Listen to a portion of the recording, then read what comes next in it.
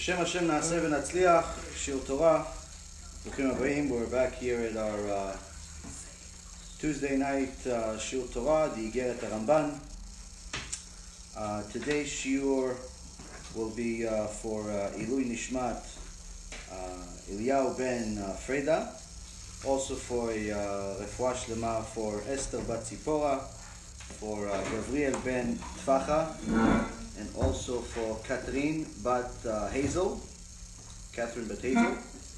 also for Levana bat Sarah, Doris bat Jora, David ben Esriya, and Atzlacha Rabba to Oshri ben Doris, Gabi ben Doris, and their wives and their children, and also for Elad ben Doris.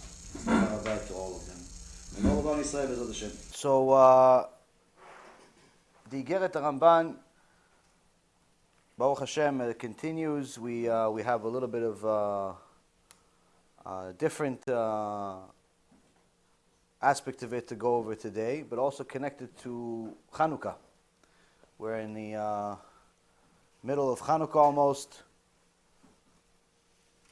For anyone who has not lit the candles, the halacha is that you could light the candles all night, even though it's best to light it right after Arvit. About 15 minutes after Arvit, or right after Arvit, depending when you pray Arvit. If you pray early, you pray late. But if you missed out for whatever reason, you could light the candles, and you have to light the candles when you get home. Doesn't matter if it's 1 o'clock in the morning or 12 o'clock at night. Also, as a side note, on Friday, obviously you cannot light the candles on Shabbat. So you have to light the candles of Hanukkah before you light the candles for Shabbat. You have to light the candles before you light the candles of Shabbat. This is not really reality for most people, but I'll still say it just in case people don't know. If a person is very poor and does not have enough money to buy new candles for the Chanukiah and only has 2 candles.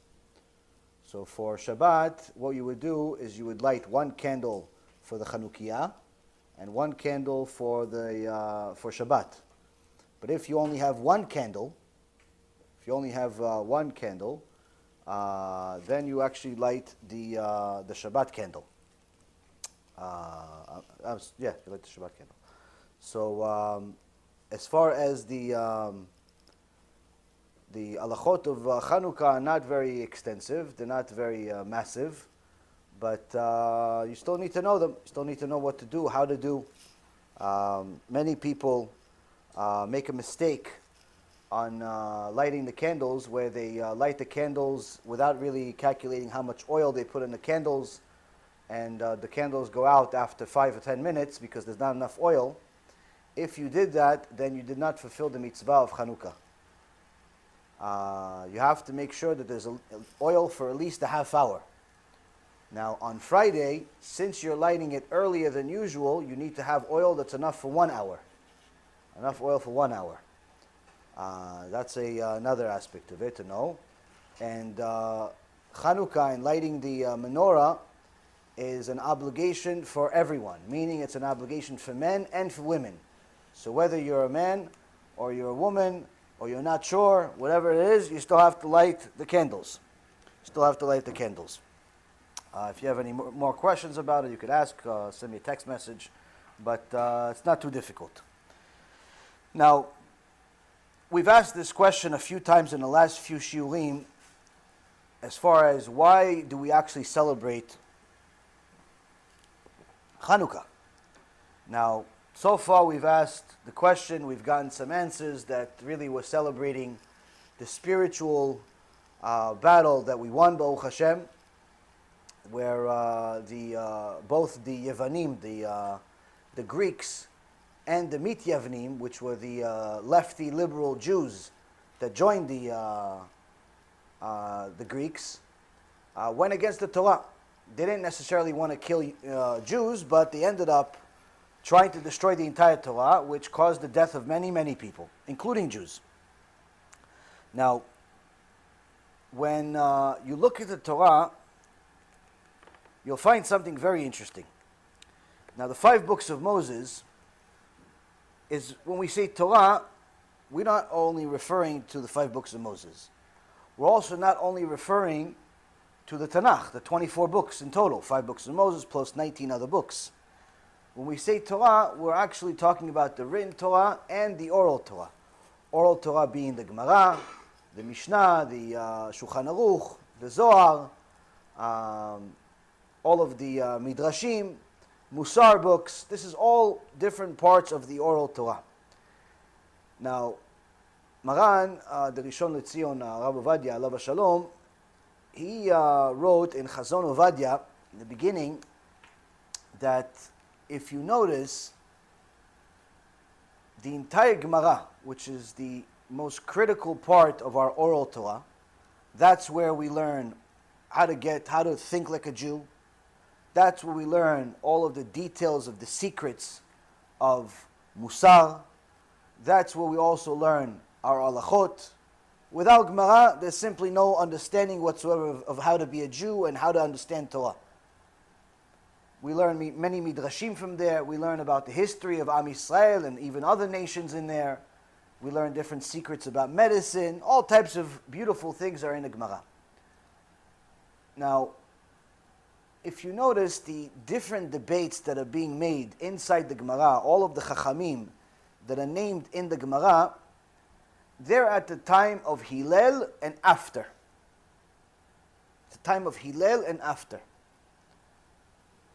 which is about 100 years before the destruction of the Bet HaMikdash, the second Bet HaMikdash. Now his rabbis, Shmaya and Avtalion, the Zugot, all of the giants that lived before him, we don't have their Torah. What we have today is the teachings of the students of Shmaya and Avtalion, the students of David HaMelech, the students, of Moshe Rabbeinu, but we don't have their Torah per se.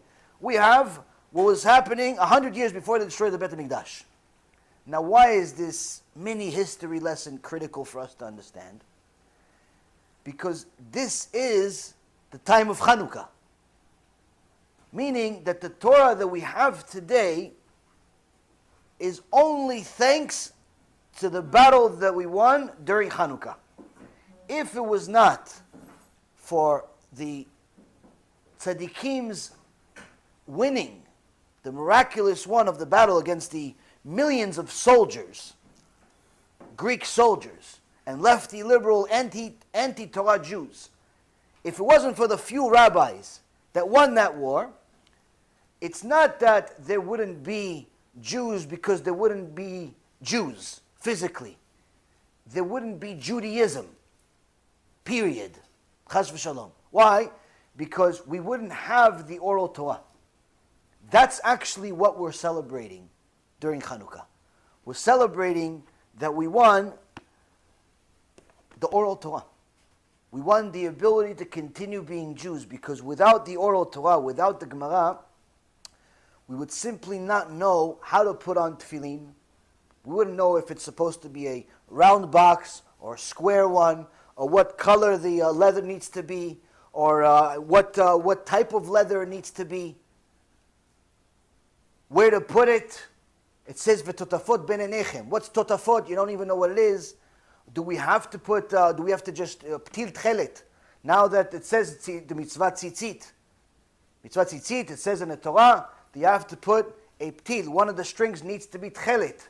But now that we don't have the ability to know what tchelet really is anymore, we don't know what tchelet is anymore. It ceases to exist in the world, because there used to be an animal, the chilazon, that they would take the blood from this chilazon to make the tchelet. Now that animal, we don't have it anymore. We have no idea where it is. So that means that we cannot get anything that's tchelet. Now, there are some people that are guessing a very educated guess of what tchelet is, and they sell it for a lot of money, $80, $100, $200 per tzitzit. But the reality is, you go to any of the Gdolei Ador, none of them are wearing it.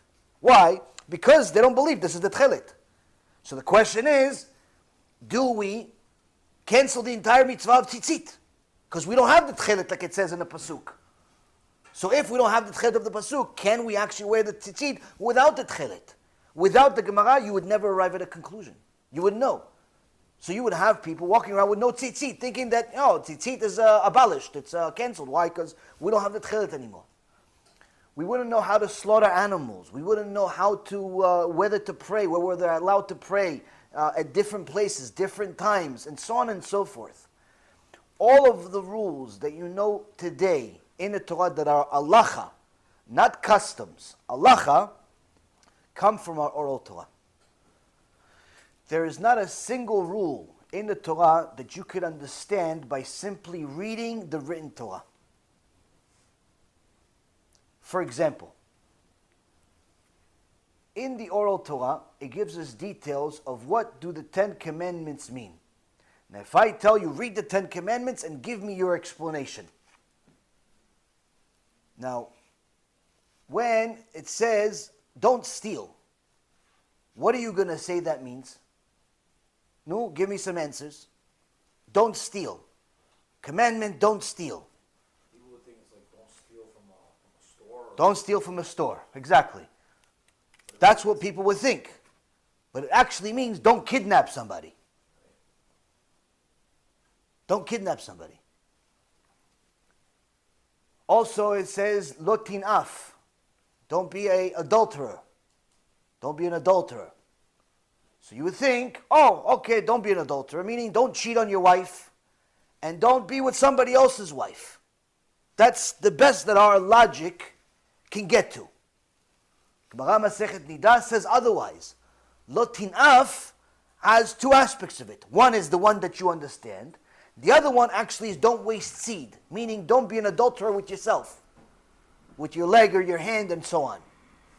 Without the Oral Torah, we would simply not understand it. Most people, first time they hear about wasting seed is not allowed, it's like, okay, well, if it's so not allowed, how come it's not in the 10 Commandments? It is, you just don't, you never read it. So our Oral Torah, Rabotai, is simply the Torah that created Judaism. That's what we have. If you go against the Oral Torah, in essence, you are going against Judaism altogether. And that's why it's very, very ridiculous when people make comments that are against the Gemara, against the Chachamim. Oh no, I don't agree with Rambam. I don't agree with Rabbi Akiva. You know, you ask one rabbi a question, he gives you one answer, and you look somewhere else, there's a different answer, so everybody has an own opinion, I'm going to throw my opinion too. As if you have the right to throw your opinion anywhere. As if you're in the same world as these big rabbis. So the holiday of Sukkot, of Hanukkah, is our celebration that we have Judaism still.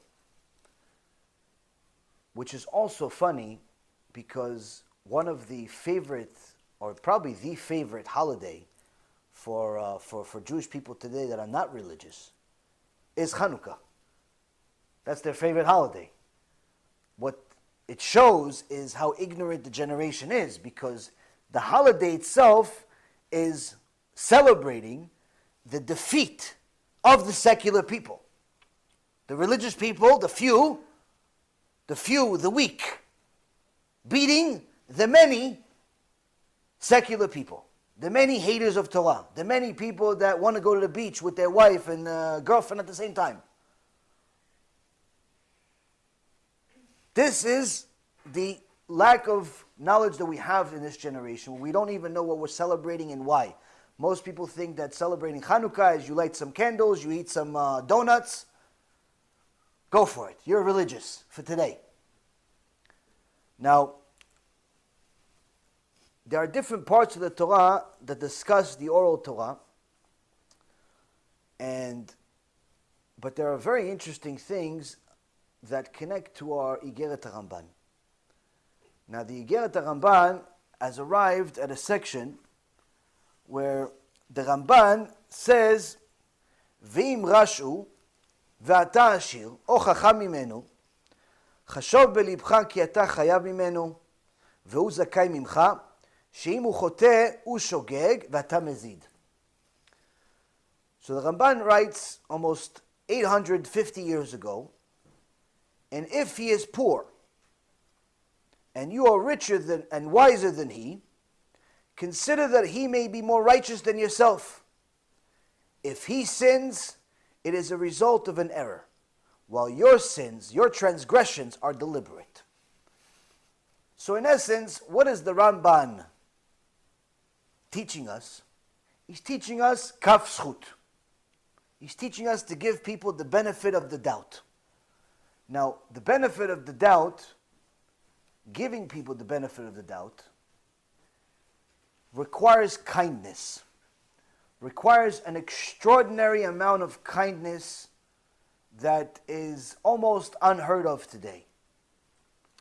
You see, most people are so selfish that even when they do somebody a favor, it's not really a favor because they want something in return. So when you give somebody the benefit of the doubt that, oh, this mistake that he made it because he slipped. He didn't pay attention. Why do so many people do that? Because they know that they want them to give them the same benefit of the doubt. They're not really giving him the benefit of the doubt because they really believe he made a mistake. They think he did it on purpose, but they want to give him the benefit of the doubt. Why? Because they want to get it back. In reality, this is not really benefit of the doubt. This is just you taking care of yourself. The kindness that's there is not really kindness, it's selfish. So the Ramban teaches us that the root of giving someone kaf zchut is kindness, but it's also having the right perspective of yourself and how you view other people. Last week he told us that if a person is wiser or smarter than you, you have to honor them. If someone's a Talmid Chacham, someone learns Torah all day, all you do is maybe watch shiurim, once in a while you pick up a book, you can enjoy your shiurim, you can enjoy your books, but if he's learning all day, he's a Talmid Chacham, doesn't matter if he's 20 years younger than you or 20 years older than you, when he enters the room, you stand up. When you talk to him, you say, Kvod Harav. Not like some of these people, it's like, wait, does he have a smicha? Does he have a smicha?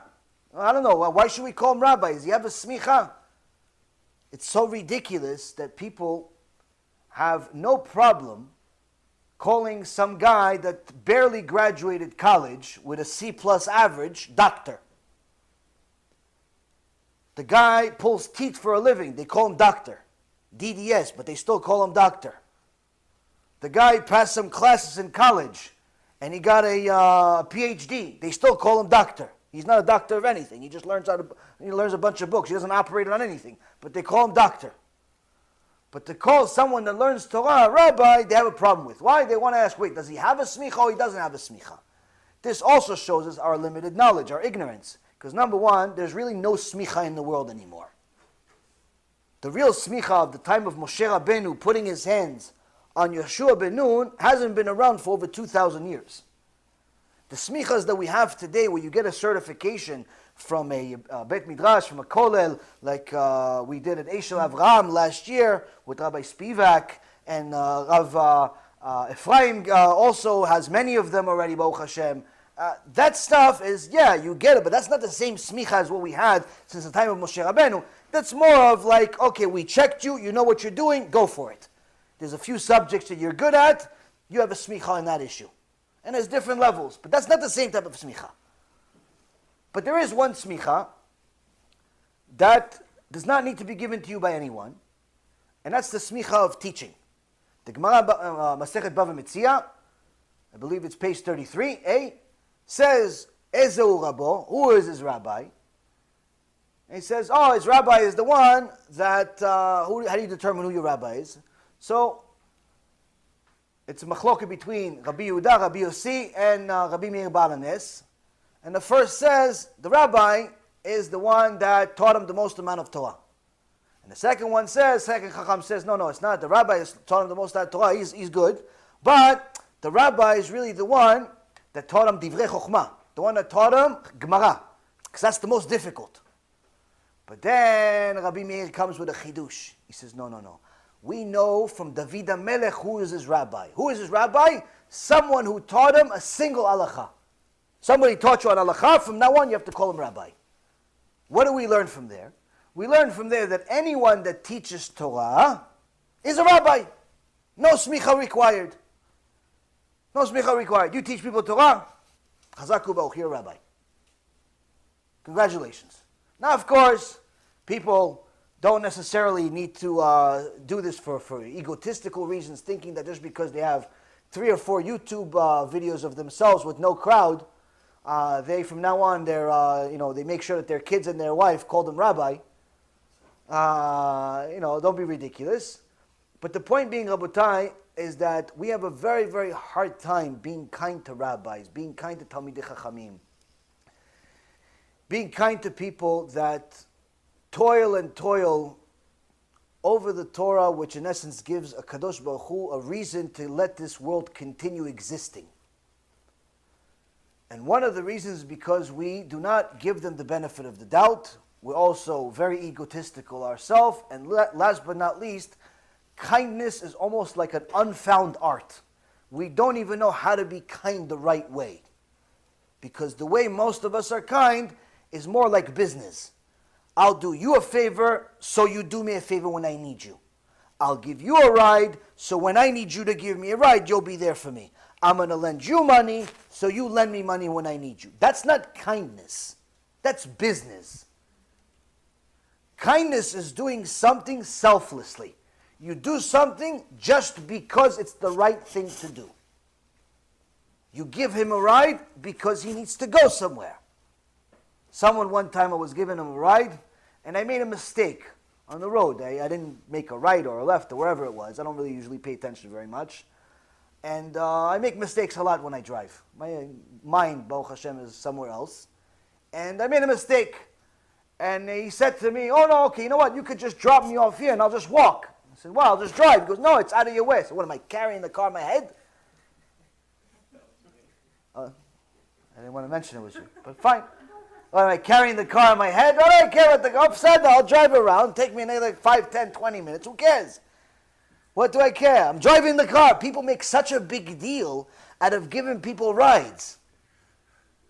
What are you carrying the car in your head? You press the gas pedal, and sometimes not even that anymore with some of these cars. Not a big deal, but that's the problem. When you're doing people a favor because in reality it's business, then it does matter. It's like, you know what? Get off here. No. I'm not going to. It's too much already. It's too much for me to press the gas pedal for an extra 5 minutes. Why? Because when you're going to give me a ride, you wouldn't want to do it for me. Why? Because it's business now. But if you do something right just because it's right, there's no limitation. There's no limitation. Now, how can we get ourselves to that point of doing the required cheshbon nefesh, self-accounting, to get ourselves to our mindset? The Ramban tells us it's all based on how we view other people. If the person is wise, if the person is rich, it's easy. It's easy. It's easy to be nice to them. Why? Because usually we want something from them. But here he says, you want to develop true kindness, you have to be just as, if not more, kind to the people that are below you, people that are poor, people that are weaker than you, people that are not as wise as you. How? By looking at things and giving them the benefit of the doubt that even though they lack in this one thing, they definitely possess something else that's superior to you. So he says, if he's poor and you are richer or wiser than him, then consider the fact that he's more righteous than you. You see a person that's poor, don't look down on him. Why? He's probably more righteous than you. He's probably a bigger tzaddik than you. And actually, statistics show it's probably true. Why? The most religious people in the world are the poorest people. You go to some of these poor countries, even though most of them worship idols, nonetheless, they're very religious people. It's very easy for a poor person to become religious. Why? They don't have all of the yetzirah of money and ego and all of the nonsense that everybody else deals with. They deal with life and the problems with no falsehood. This is also the reason why most of the organizations in the world that do good are funded by poor people, not by rich people. The $100 donations, the $200 donations, the $1,000 donations Those are considered the lifeblood of most organizations. It's not the million and the 20 million, $30 million donations that make organizations. It's the ones that actually are small. And the reason why is because those million and $2 million and $3 million donations that come randomly usually come with some kind of contract. I'm going to give you $1 million, so you're going to publicize my name. And you're going to pretty much obey my commands. And every time I come in, you're going to kiss my feet. And every time I say something, you're going to jump. And so on and so forth. They expect you to become their pet because they're donating a lot of money. Whereas people that simply do something good just because it's the right thing to do, and they have $100 to give, $1,000 to give, $500 to give, whatever money they have, they don't ask for anything. They don't ask, hey, listen, I'm going to give you $100, but from now on, every time I call you, pick up. Unless they're delirious. Unless they're delirious, and they actually do think that they can control you with $100. Which, by the way, happened to me today, Baruch Hashem. All of these things, Baruch Hashem. Hashem, Yishtabach Shemo, mefanek oti. You know what mefanek oti is? He spoils me. He spoils me with these different tikkunim, Baruch Hashem. I'll tell you the story in a minute. Now, don't worry, you won't miss out on the story. It's a good one. But, Baruch Hashem, the Ramban teaches us that you have to look at the poor as someone that's more righteous than you. You have to look at them in such a way that if you see them in your Bet Knesset coming in late to Minyan,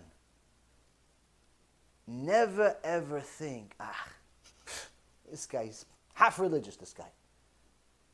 Might as well not even come. Why did you even come? How? You're already here. We already almost finished Amidah. This guy came. This guy, I'm not even counting Minyan anymore. Never ever do that. Why? Ramban says do the opposite. Opposite. He came late. Why? Because he was doing chesed. He was helping somebody that you didn't want to help. You know that broken car on the road that you passed by saying, hey, okay, good luck to you. Hey, that guy. Oh, you didn't even say that? He stopped and helped him. That's why he's late. In your mind, that's what you have to do. But you, on the other hand, when you come late, give yourself on the head. I can't believe I'm such a loser. I can't believe I can't even show up to prayer on time. What a loser I am. That's what we have to do. That's what the Ramban says. The perspective that we have is the exact opposite of this. What do we do usually? They are the losers, we are the winners. We're late because we have a legitimate excuse. Come on, Rabbi, I was busy. That's why I came late. I was tired. That's why I fell asleep in the shiur. I was tired. Him, on the other hand, he's a loser. He's always this. He's always that. Opposite. If we have the right perspective, Rabotai, little by little you will see yourself start to develop pure kindness. You give people the right type of kaf zchut, benefit of the doubt, only if you have the right amount of kindness. Now, the Gemara Masechet Shabbat, page 151b, has an interesting story between Rabbi Chia and his wife. Rabbi Chia tells his wife that any time a poor person comes to our house, don't wait for him to knock on the door. If you already see that he's coming from the window, run to the door, open the door, and go out to him with something. Give him something. Don't wait for him to come all the way here. Why? Because maybe our kids are one day going to be poor, and we want Hashem to judge us measure for measure. Since we were extra kind to the poor people, Hashem will treat our kids extra kind, that people that they're not going to have to go all the way to certain people. People will come to them and give them money. So just like a typical Jewish mother, Rabbi Chia's wife is like, hey, you cursing my kids? You cursing my kids? What are you doing? He goes, no. You see, we have a rule. The rule is, Galgal u'shechozer ba'olam. The wheel that rotates through the world. Meaning that no matter what you do, whether it's you made a lot of money or you didn't make a lot of money in your life, at some point, someone that's connected to you or you yourself will suffer from financial issues, Rabbi Chia says. How so? It could be that you made a lot of money, but your kids didn't really know how to preserve that money. Like, for example, the Rockefellers and the Carnegies and all of these people that made millions or billions of dollars 100 years ago, 150 years ago, many of their descendants are completely broke. Some of them still have a lot of money, but many of them are completely broke. Very rarely do you see wealth transfer over several generations. It's very rare. Generally speaking, that wealth ends within 1 or 2 generations from the one guy that made a whole lot of money, or the one woman that made a whole lot of money. I mean, historically speaking, it's been usually mostly men, but the point being is that generally wealth does not transfer very well, because the guy that made the money and preserved it and did all he did knew how to do all of that stuff. He didn't necessarily always teach his kids the same thing. And even if he taught his kids did not give their kids, which is his grandkids, the same education. So within 1 or 2 generations, they start wasting the money, and before you know it, a lot of them go to an extent where they literally become completely broke, homeless.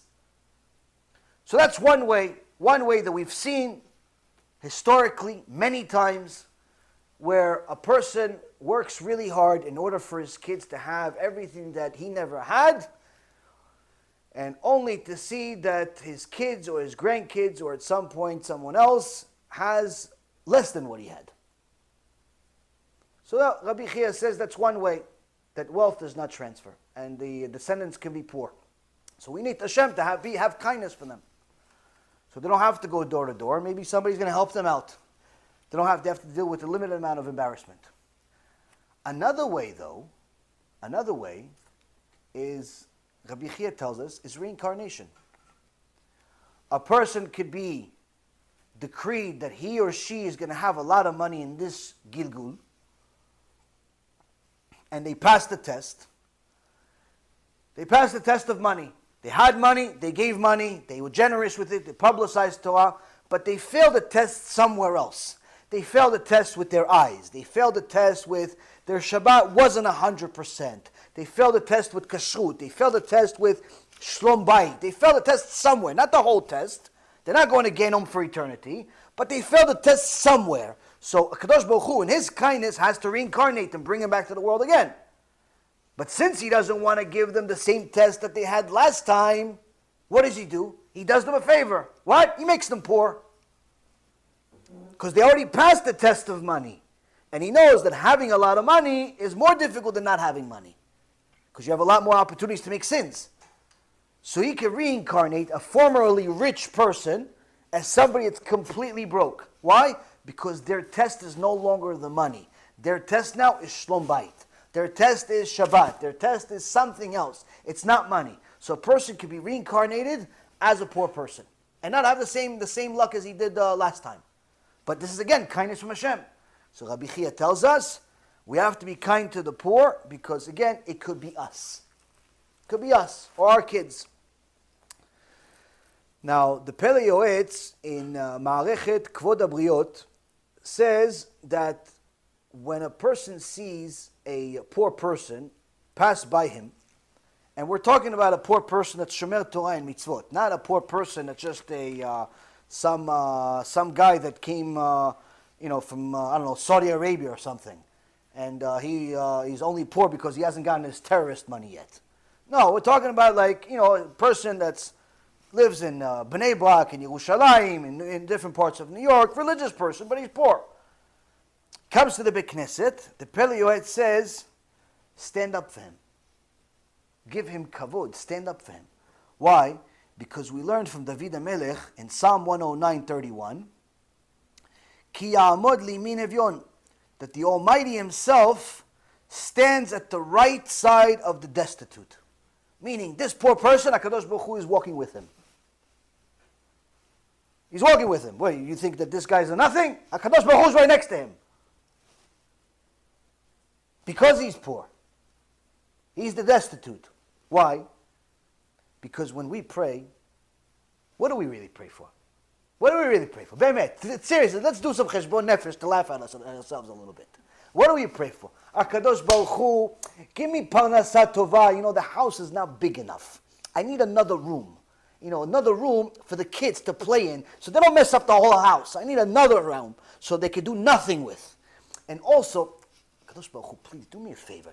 Teach my wife how to cook. And HaKadosh Baruch Hu, please, do me a favor. My boss, kill him. Give me the job. And HaKadosh Baruch Hu, do me a favor.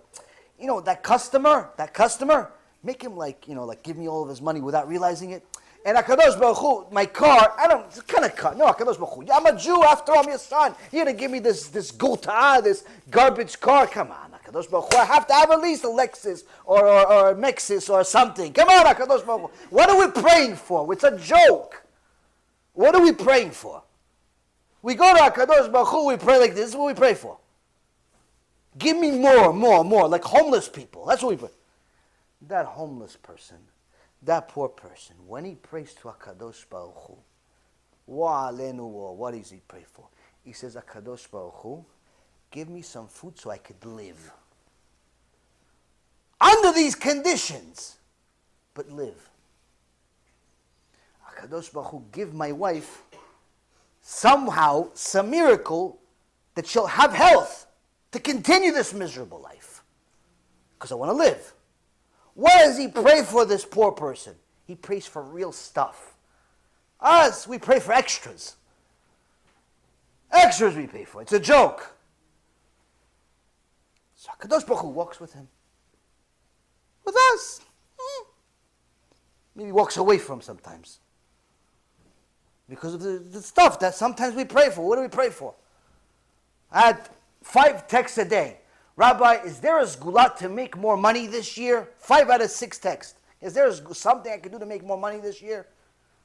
Now, if the guy is poor, or he's struggling and so on, no problem. Okay, listen, got to pray, got to do this, got to do that. But the reality is most people that tell me that they have money problems, with all due respect, they make a bunch of money. We're talking about people that usually make 100,000 plus. They complain they want more. They want 200,000 plus, 400,000 plus, $1 million. Funny thing is, none of them donate, but that's a different story. Be'ezrat Hashem is not funded by rich people. I don't want you guys to think that we're funded by rich people. We're only funded by poor people. Best people on earth. Why? They give with their heart. Now, David HaMelech tells us that HaKadosh Baruch Hu is standing next to these poor people already now. If a person carries this knowledge, the next time they see some guy with a kippah that's from 1937 walks into the shul and he looks like he just came out of a garbage pail and he's asking for a little tzedakah, instead of saying, no, let me finish, I'll talk to you after. Instead of giving him this dishonor, this disrespect, this disgusting behavior, if he remembers, wait a minute, this guy with the 1937 kippah, HaKadosh Baruch Hu is right next to him. He came in, HaKadosh Baruch Hu came in. All of a sudden, you look at the guy different.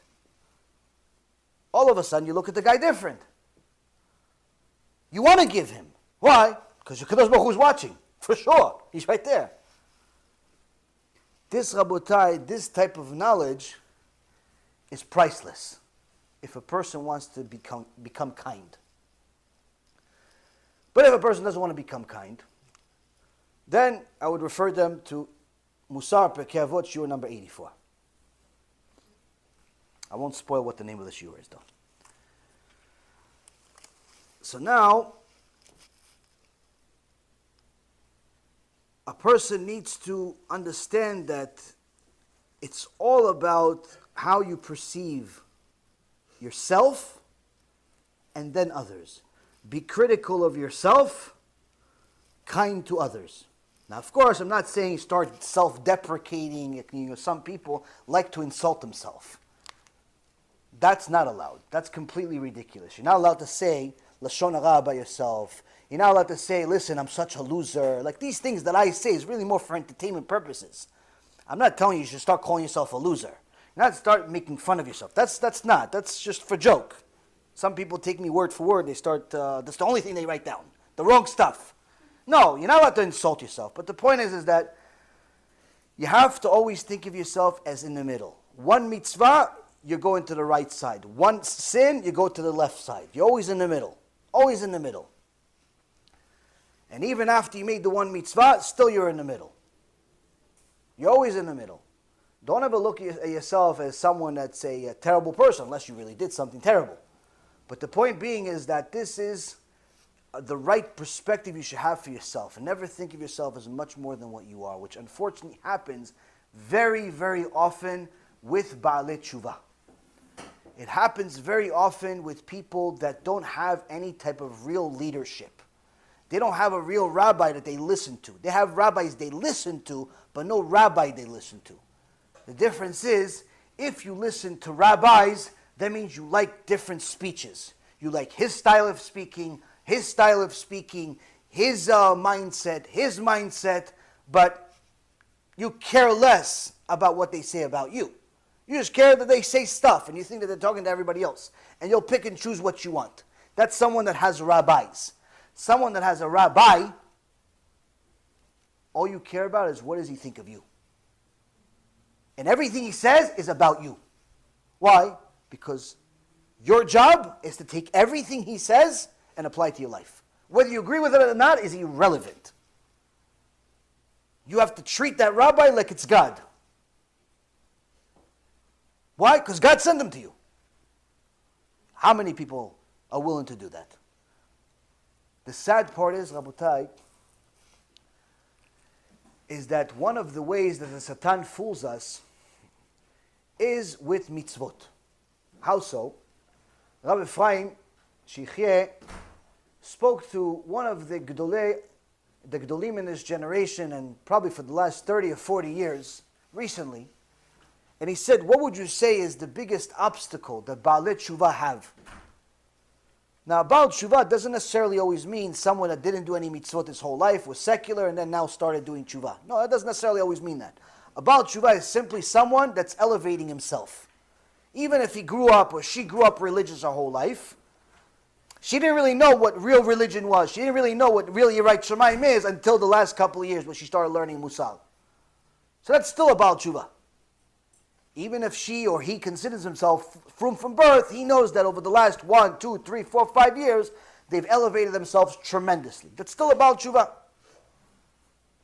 So Rabbi Ephraim asks this. Gadol b'Torah, and also someone that's been in the Kiruv Rechokim industry for over 30 years, what would you say is the biggest obstacle for Baalei Teshuva? And surprisingly, he says, the biggest obstacle is that Baalei Teshuva have a different Yetzirah than anyone that's been religious for a while. Why? The guy that's been religious for a while, Yetzirah bothers him with average things. Average standard stuff. Maybe don't go to shul. Maybe go to shul. Maybe pray today. Maybe don't pray today. Maybe look at her. Maybe don't look at her. Regular stuff. The Baal Teshuva, he doesn't bother him. Once the guy is on fire, once he's on, Yirat Shamayim, Genom, God Vakela, he wants everything. Yetzirah says, I'm not even messing with this guy. Go, you want tefillin? What do you want to pray 3 o'clock in the morning? Go, Habibi, go. Go pray 3 o'clock in the morning. Nobody's there except you. Go. You're the minyan by itself. Why? You want to watch Shurim Vagenom 5 times a day? Go, learn it, go. Yetzirah's with you, watching with you. Yeah, I'm there, right there. It's good, right? You like it? It doesn't bother you for a bit.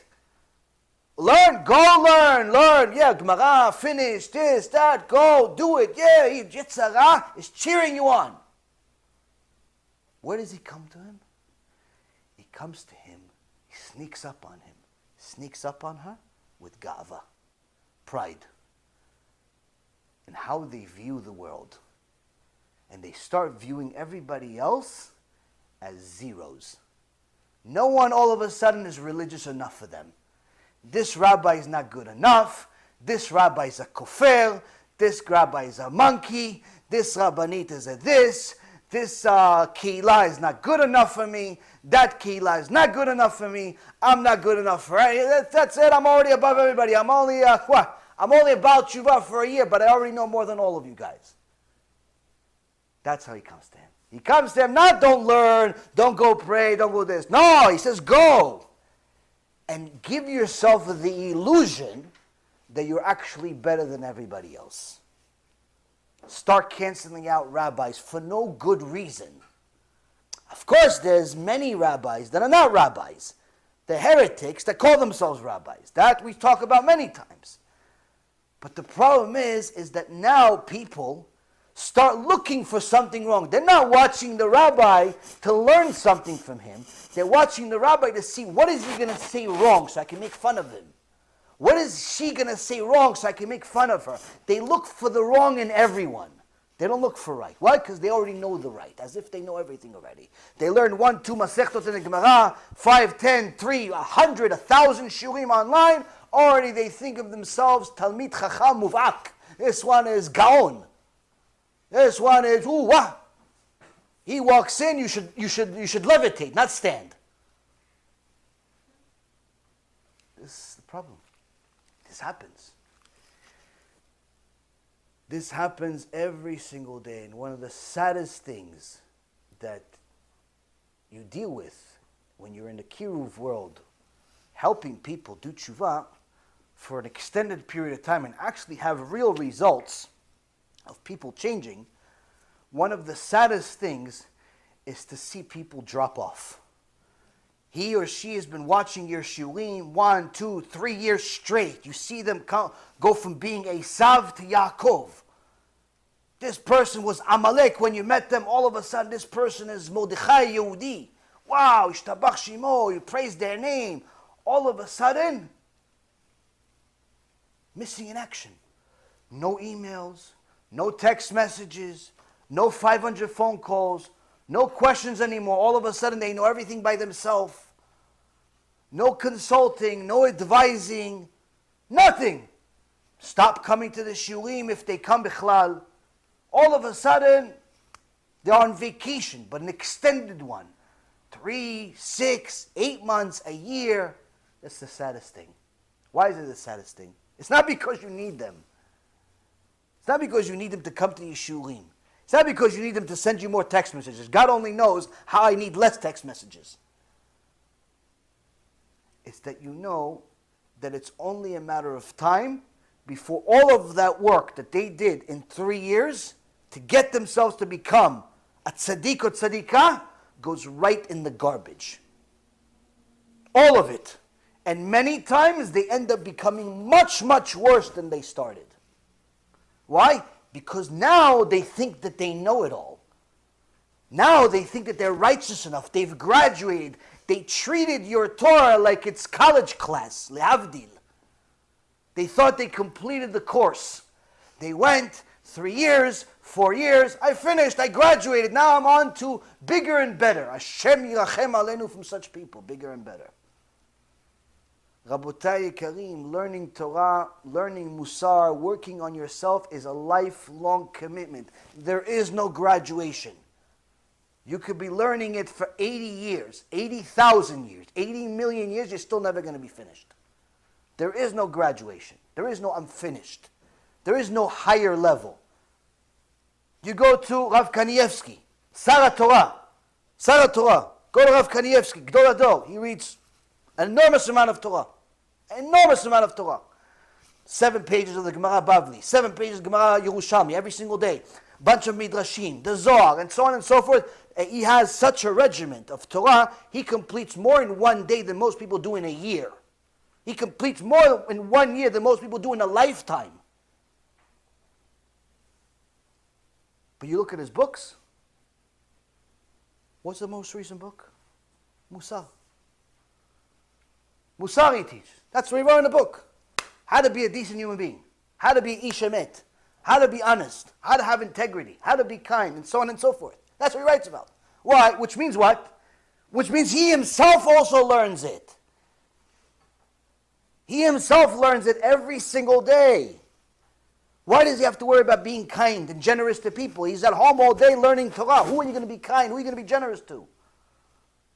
The people that come in, whenever they do. This, Rabotai, is one of the things that if you don't pay attention to it, the Satan can sneak up into a person's neshama and literally destroy them from within. You start having a perspective on people, especially Talmidei Chachamim, especially people that know Torah, in such a warped way that you're just going to cancel people out eventually just by their looks, just by where they live, just by what congregation they're a member of, without even hearing a single sentence of Torah. You decide you already know more than them. You decide you already know better than them. This is a very, very serious disease. And it's very common, unfortunately. Now, if a person has the right perspective on people, whether they're Talmidei Chachamim or not, obviously this problem will be dealt with. But as long as a person does not have the right perspective, or he doesn't have the right amount of kindness towards other people, he's bound to fail. Now, why does this matter so much, and what does this connect to Hanukkah so much? Because if you notice, Rabotai Yekarim, Hanukkah, we fought, just a few rabbis, we fought in order to save the Oral Torah. Now, the Oral Torah is very interesting in that the Oral Torah was already spoken about in the Torah itself. The prophet Hosea, chapter 8, verse 12, says that HaKadosh Baruch Hu says to the prophet, if I write for him great quantities of my Torah, the Jews would be considered like aliens. HaKadosh Baruch Hu says, if I give Am Yisrael all of my Torah, not just the written Torah, the 5 books of Moses, and eventually the Tanakh, but I give them a large portion of my Torah, meaning everything, in writing, everyone is going to start looking at it. There's not going to be any difference between Jews and non-Jews, and everyone is going to treat it as if it's available, hefker, for everyone. Because the greatest portion of the Torah is the Oral Torah. You look at the Tanakh, the entire Tanakh, Rabotai, is this book. That's it. This is the entire Tanakh. Oral Torah, you could fill this building up 1,000,000 times from floor to ceiling with books, and you're still never going to be finished.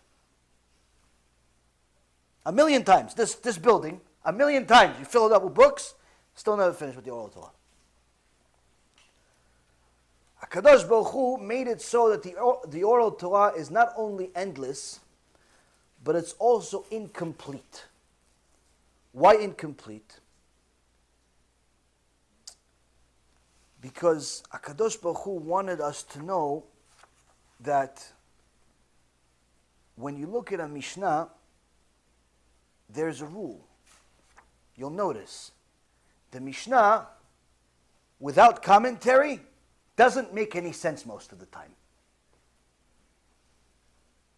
You look at the Mishnah, it looks like half a sentence and a half, 3.5 sentences. There's always like something missing. It's like they're speaking in code sometimes. But then you look at the Gemara about this Mishnah, endless arguments, endless debates of what, who, what, when, how. And this is like a condensed version of the arguments. The rest of the millions of books are the expanded version of the arguments, and who, what, when, and how the emet really is. Why didn't HaKadosh Baruch Hu just tell Rabbi Yehuda Nasi, when he wrote the Mishnah, Rabbi, do me a favor, write the whole thing. Write the whole thing. Rabbi HaKadosh in his generation, they had hundreds of tractates of the Mishnah. All we have is 6. 6. Not because he didn't know it, but because he condensed it as much as possible. He condensed it as much as possible, and therefore the Mishnah, when you read it, the Gemara, when you read it, you have no idea what's going on. Until you go to the commentary. Until you go to the rabbis. You go ask Rabbi Rashi. You go ask the Baalei Tosfot. You go ask your local rabbi that's learning with you Daf Yomi. You go ask your rabbi that you watch his shiurim. What does this mean? What does that mean? How come it says here this and over there that? And who and what and what? Wait, how come you can't do it by yourself? Why can't you do it by yourself? Because HaKadosh Baruch Hu doesn't want you to do it by yourself. You're not allowed to do it by yourself. You will arrive at the wrong conclusion by yourself. The whole point of the Oral Torah is to show us that we need the rabbis like we need life. We need the Talmidei Chachamim like we need air in our lungs. There is no Torah without Talmidei Chachamim. You have to have somebody to learn with. Have to. Without the commentaries, you're going to start reading Parashat Shavua like the Christians, just based on the verses, and whatever you understand out of it, guess what? You'll become a Christian. You won't become a Jew. You read the weekly parasha, 5 books of Moses, the easiest part of the Torah as far as to understand literally, because it's the clearest prophecy. Not that it's easy Torah, but it's the highest level of prophecy. If you notice, the difference between the 5 books of Moses versus any of the prophets, Isaiah, Ezekiel, Jeremiah, and so on, is you see that the further the prophet is from the time of Moshe Rabbeinu, the more difficult it is to understand what he's talking about. Now, when Ezekiel explains to us that he saw what's happening in heaven, how Hashem opened up the sky and showed him what's there. When you read what he says, you have no idea whatsoever what he's talking about. No idea. You can imagine whatever you want, and everything you imagine is wrong. And right at the same time. But you're not even sure which one it is. You're so confused. By the time you finish it, you actually think that you've become like retarded during the actual reading because you have no idea what happened here. How did this happen to me? How did I read this for 3 hours and I still don't know what happened? But then you go to Moshe Rabbeinu. You're reading it like, oh, Hashem spoke to Moshe. Moshe, tell Am Yisrael to make tzitzit with corners and ta-ta-ta. Easy to understand. What? Did Moshe Rabbeinu speak a different language than Ezekiel? No. The Rambam in Shmona Prakim elaborates on this point. And he says that there is different levels of prophecy. The higher the level, meaning the more, I can't really say righteous because you can't judge them based on righteousness, but in essence, the more perfect the human being is, the less flaws they have in their character, the more clear their message was between them and God. So Moshe Rabbeinu, that was the humblest human being that ever existed, there was in essence virtually no separation between him and Hashem as far as when they spoke, it's like me and you speaking. I speak, you understand. As long as you're listening and not sleeping, you understand what I'm talking about. That's how HaKadosh Baruch Hu spoke to Moshe Rabbeinu. On the other hand, some of the later prophets, even though they understood the message, but the way they understood it because of certain flaws they had, if you will, in their level, their extremely high level. Otherwise, we would be the dust under their feet. But in their extremely high level, the way they understood it wasn't as clear to us. So when we read their prophecy, it is almost impossible for us to understand. Unless we think with the mindset of the sages. We look at the Gemara. We look at the Mishnah. We look at the Midrashim. We look at all of the Rambam and so on. You see how the sages interpreted each and every single word that they said. And then we finally understand what Ezekiel saw to a certain extent. What Isaiah, who saw the same thing, how come he's using different words? What is really the message with this tzitzit? And why is it mentioned 3 different times? Why is this and why that? We look at all these different things, and when we look at it from the eyes of the rabbis, of our sages, we start understanding the picture clearly. And that's what the Pachad Yitzchak, Rav Hutner Alav Shalom, says is the beauty of Hanukkah, that most people simply do not understand. Judaism was nearly destroyed by lefty, liberal, Jewish people that befriended the Yevanim, befriended the Greeks. And They literally tried to destroy the Torah, but not the written Torah. They had no problem with the written Torah. They had a problem with the oral Torah. And unfortunately, in the beginning, many other Jews joined them. And they judged the rabbis very unfavorably and literally almost helped the enemy destroy the Torah altogether. And he says here that the oral Torah that we celebrate today is a celebration of the fact that we have a connection to the sages. We have a connection to Talmidei Chachamim.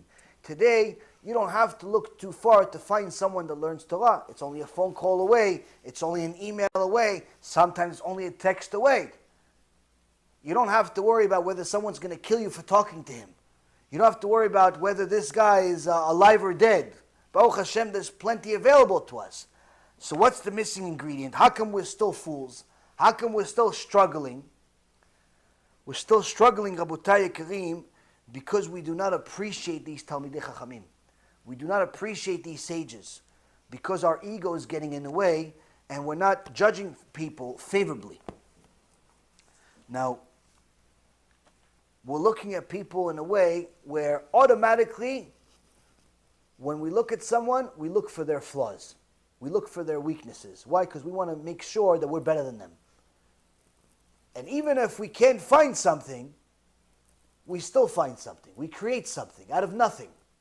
And even if we can't create something, what do? Okay, well, he's my rabbi. He's my Talmid Chacham. So he's not everybody else's. So in essence, yeah, he's good. He's perfect. He's the biggest rabbi in the world. But that's only because he's my rabbi. Your rabbi is homeless. Your rabbi is retarded. Your rabbi needs to go to some shelter. Your rabbi needs to go to a zoo. My rabbi is the best. Meaning he's only the best because he's yours, not because he by himself. That's not a value for him. It's a value for yourself and your judge of character. And that's a flaw. That's a flaw in our mentality. It's a flaw in how we perceive the world. Rav Moshe Feinstein, alav shalom, was one of the people that in his generation, if somebody would have said he has to be the Gilgul of Moshe Rabbeinu, nobody would have doubted it. He was so humble that some of the things he would do enamor us till this day. Now, Rav Moshe Feinstein was very, very careful at how he treated everybody.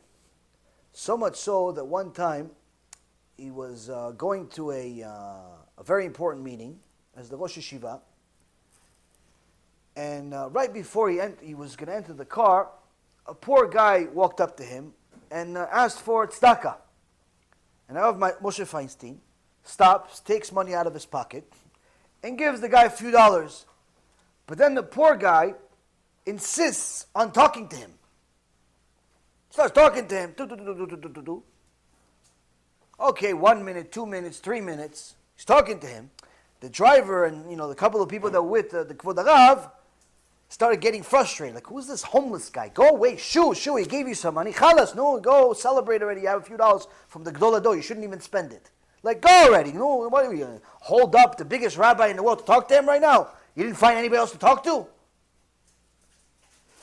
So after a few minutes, they started getting annoyed and they started telling the guy, listen, the rabbi is busy. He needs to go. Rav Moshe Feinstein shoos them away.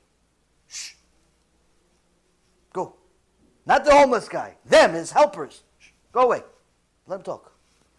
And he continues talking to him for 10 minutes. Now, this may not seem like a lot because we waste a lot of time. Just in the morning, we waste 45 minutes figuring out what we're going to do for the day. By the time we figure out what we want to do for the day, we forgot. So we start a whole new plan. That's how much time we waste every day. For a Gdol Ador to waste 10 minutes, Rabotai, it's like you've wasted a whole day. So, maybe more. 10 minutes.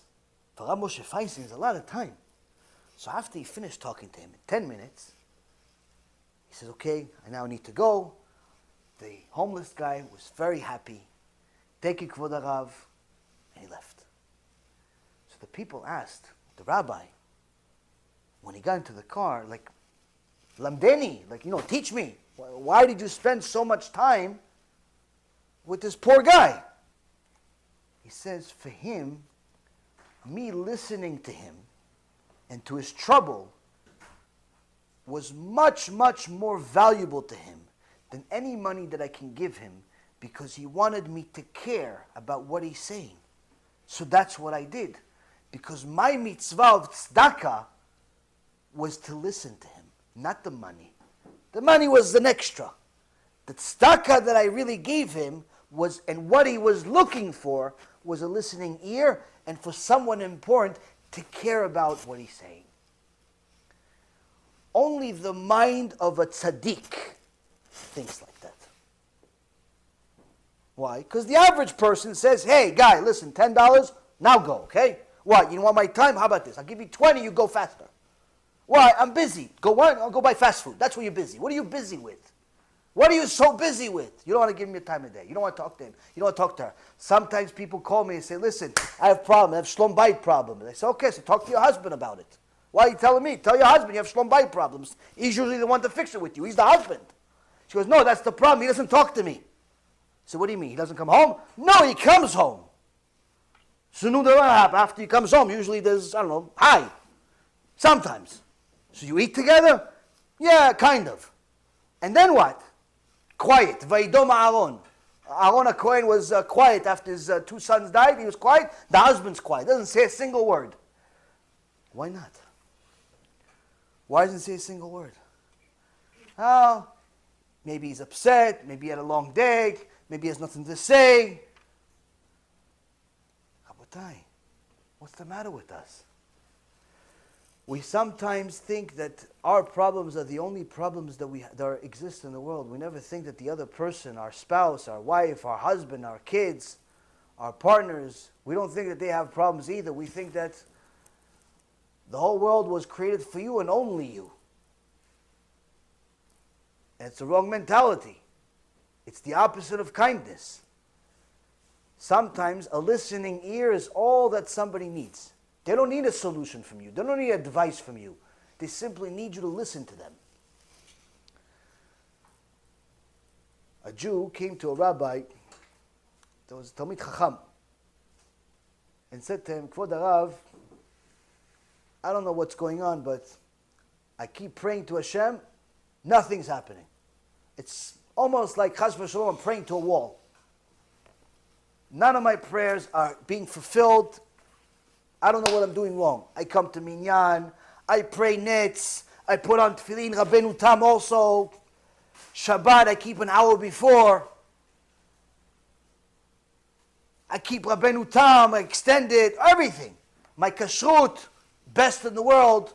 I'll spend extra just to make sure I get Bet Yosef, or this, or that. The matzot that I had, I already ordered a year before. All the sgulot, all this, the lulav that I have, people were praising me for. The etrog, people thought I got it from heaven. All the mitzvot, mehadrin the mehadrin.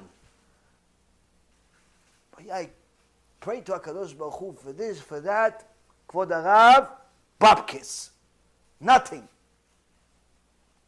This Rav was a serious Talmid Chacham, but charif. Someone that tells you how it is. He says, wait, aren't you the one that told me that your wife is very annoying? She's like a child? He goes, yeah, Kvod Harav, exactly. That's what I'm praying for. Hashem's not answering my prayers. He goes, no, he is. He is. He goes, what do you mean, Kvod Harav? He says, you're the one that said your wife is younger than you. It was like 10, 15 years apart between you, and now, you liked it before you got married because you wanted a young one. But after you got married and she started talking also, you didn't want that one anymore. She was 20 when you got married and you only really wanted everything else, but the talking part you don't want so much. But, wives talk once in a while. Sometimes more often than once in a while. And guess what? Once she started talking, you're like, she's like a kid. She's like a child. She's talking about nonsense. She's talking about dresses. Talking about her friend. What do I care about her friend, this child? Oh, about problems are a little minuscule. That's what he told me, right? He goes, yeah, Kvod Harav, you remember the conversation? I said, I remember like it was yesterday. He says, HaKadosh Baruch Hu is giving you measure for measure. He says, explain. He says, listen. When your wife comes to you, and you worked the whole day, you lifted a building over your head, you fixed a few cars, you made certain deals, and she comes to you with our little mini problems that the baby hasn't pooped in 3 days. That, she has one of them has a scratch on his face, but it's because of the accident that his brother did to him, but he didn't really mean it. And that the neighbor hasn't said hello in 3 days. And that maybe we need to repair the water fountain. And I think that the fridge may be broken, but it may be not. And all of these things, and you're like, this is childish problem. What do I care about this stuff? I have big stuff to do. I build buildings, you think, right? So you complain, right? So let's see. You're praying to HaKadosh Baruch Hu for what? You pray to HaKadosh Baruch Hu, you say to HaKadosh Baruch Hu, Ribono Shel Olam, I know you gave me a little bit of money, but why don't you give me a little bit more? I know you gave me a house, but HaKadosh Baruch Hu, give me another one. HaKadosh Baruch Hu, give me another car. And give me this, and give me this, and give me this. And now, the Malachei HaSharet, the angels of HaKadosh Baruch Hu, each one of them is the size of a planet. Different shapes, different sizes, different images. They come, they look at this prayer, and they say, look at this guy. Look at this guy. He finally got to HaKadosh Baruch Hu. He got to the King of Kings. Melech Malchei Amlachim HaKadosh Baruch Hu. He got to the king. He didn't go to the IRS. And he finally got the clerk. He didn't go to the President of the United States and answered his letter. No, he got to the King of Kings, the only one that could do something. What does he pray for? What does he pray for? Look at this guy. What is he praying for? He prays for another house. You finally got to the only one that can give life, and what you pray for is some brick and mortar that may go bad tomorrow. You prayed for a car, you got to the King of Kings, that's what you want, a car? He's so childish. Hashem is a child. Hashem says, I agree, he's a child. I don't deal with children. I don't deal with children. Measure for measure. You treat her like she's a child, you don't want to pay attention to her. Guess what? HaKadosh Baruch Hu treats you the same way. Why? Because at the end of it all, your prayers are also childish. Because your perspective of her is that she's less than you, because her biggest chidush of the day is that the baby pooped. Thank God that the neighbor finally came back from vacation, that the car worked, that the check cleared. Like, that's the chidush. She's Baruch Hashem, tzadikah, she takes care of the kids. She doesn't have Wall Street like you. She's not building buildings. She's not doing big stuff. She's just a simple woman, takes care of the kids, Baruch Hashem. But you think it's childish. You think it's nothing. Why? Because you're Mr. Bigwig. So HaKadosh Baruch Hu says, you're right. Okay, so you're Bigwig. Let's compare you to me then. Let's compare you to me. You build buildings, I build worlds. Everything you have, I did. You just pretended like you're doing it. Child, what are you praying for? Car? Car's too small on me. If you ask for a planet, maybe I'll give it to you. Car's too small. I don't create cars. Cars, I let you guys create. It's too small for me. Child. That's what happens when a person only looks at themselves. And everyone else falls by the wayside as nothing. Everyone else is a child. Everyone else is a fool. Everyone else is not enough. They're not smart enough. They're not rich enough. They're not this enough, and they're not that enough. This is one of the things that destroys your connection to HaKadosh Baruch Hu, as well as destroying your connection to the world around you. Suddenly, your wife hates you. Suddenly, your kids can't wait to not see you. Suddenly, every Shabbat, they don't want to be home. They have a sleepaway. Where? Somewhere, just not home. If your kids want to constantly sleep not in your house, that's a problem. Yes, I understand kids like their friends, but it also means that if they haven't seen you all week, and they did see their friends all week, and the only time they see you is on the weekend, because you're so busy building buildings, but their friends they could just simply see another day, but they still prefer to go see their friends only, that means they don't like you. There's a reason for that. You made them feel like nothing. You made them feel like their problems are not important. Their little sevivon that they were spinning and going, hey, wasn't important to you. Why? Because it wasn't worth $1 million.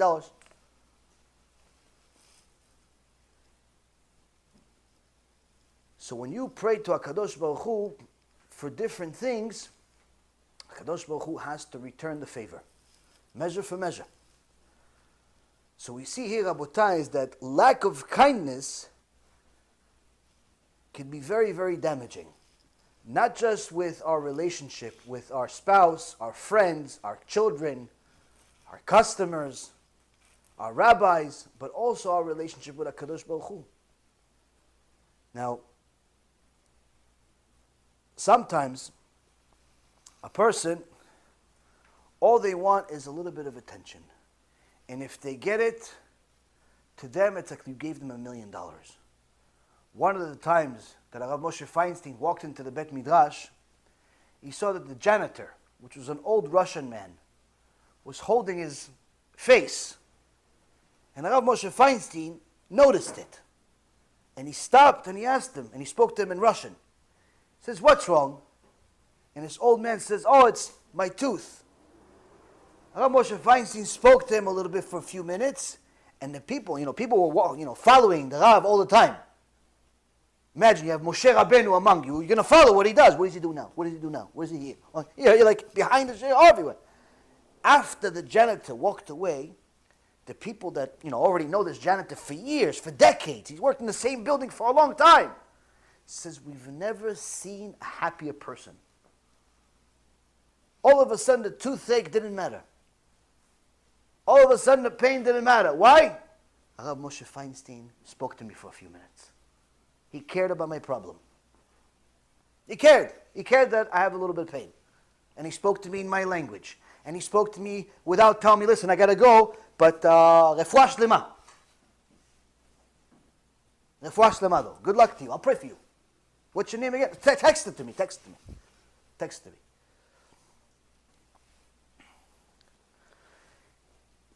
Now when you work on yourself, HaKadosh Baruch Hu pays you in this world and the next. And Rav Moshe Feinstein had the merit to have a son-in-law by the name of Rav Eliyahu Moshe Shizko. And his son-in-law tried to follow the footsteps of his father-in-law in worrying about people, being conscious of other people's issues, so much so that he befriended a young man that was a special needs person, had some mental issues, where he thought of himself as a expert doctor, but also a military secret agent. And he liked to be referred to as the professor. And of course, the Rav treated him well, would invite him, talk to him in his way. One of the times that he invited him to the house, with other people, this professor came with his radio. And he decided to turn on the radio and blast it. And it was really, really loud. But no one had the heart to tell him to shut it off, including the Rav. But it was extremely loud. So what do? So when you care about people so much that you never ever want to hurt a fly, you get chidushim like this. What does he do? He thinks of an idea. He says, Professor, wait a minute. He listens to the radio even closer. He says to him, are those military secrets? And the professor says, yes, yes they are, yes they are, like somebody else gets him. He says, but Professor, you do know, I'm not in the military. I don't know if I have the authority to listen to such things. The professor says, oh, you're right. He shuts it off. You're right. He shuts it off. Only a person that cares about everyone thinks of a chidush like this. What does the average person do? Let me steal it from him, but you take his attention. You get his attention, I'll take the radio. When he comes back, he won't see it. They think like bank robbers, criminals. But if you care about everybody, because you see that everyone else has something that's better than yours, and not the opposite, that you have something better than everybody else. This is one of the things that is very easy and pleasing to talk about, but very hard to do. Because naturally, most people are arrogant to a certain extent.